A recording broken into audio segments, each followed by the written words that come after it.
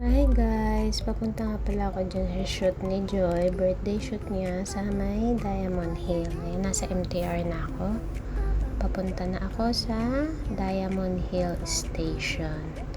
Mga nasa 6:45 yata yan. Tapos naglalakad na ako. Hinahanap ko na si Joy. Tapos ayun, spotted. Nakita ko siya, kasama niya ang kanyang makeup artist. Mini-makeup pa na siya dyan. Ayan, sobrang init niyan. Tapos, ayan na ang kanyang itsura. O, yan. Diyosa yan. Seryoso ang lola, diba? Tapos, yun. Tapos ko na rin siya kukuhan dyan. Sobrang init niyan dyan kasi sa labas na kami. Tapos, ayan nga. Tapos na. Final look. Hinibidyohan na siya dyan ng kanyang makeup artist. At ako naman, tamang video rin. At tamang pa-cute sa Gedli. O, diba? Kala mo talaga may dating. Tapos ayan na, nag-start na yung photoshoot. Nandiyan na yung photographer niya. Siyempre, pinipicturean si Joy ako, aura-aura lang sa may arawan. Diba? Sobrang init niyan. Nangitim nga ako niyan eh.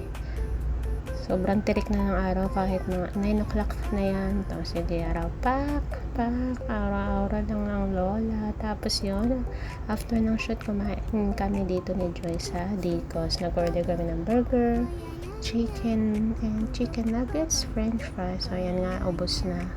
At after nun, naghanap kami ng dessert, ng matamis. Kasi, diba, pag kumain ka ng maalat, naghahanap ka ng matamis. So, naglakad-lakad kami dyan. At nakita namin tong non-dessert cafe. Korean restaurant siya. So, ayun, namili na nga kami. May melon ice cream. Mahilig si Joy sa ice cream. Gusto ko dyan yung matcha ice cream. Pero sabi ni Joy, gusto niya rin. So, nag-order din ako ng melon.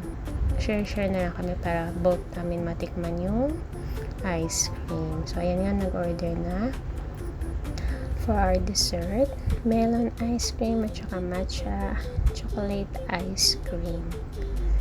Ayan, tinuturo pa nga ni Joy. Tapos ayun na nga, binigyan na yung order namin for the video na ang lola. Diba? Ayan naman yung melon. Binigay ko kay Joy yung melon dyan kasi hindi naman ako gano'n sa putas. Tapos ayan nga, naging congee na yung ice cream namin. Tapos dinner time. Ayan, dito naman kami sa Japanese resto. Nag-share lang kami dyan kasi sobrang busog pa kami.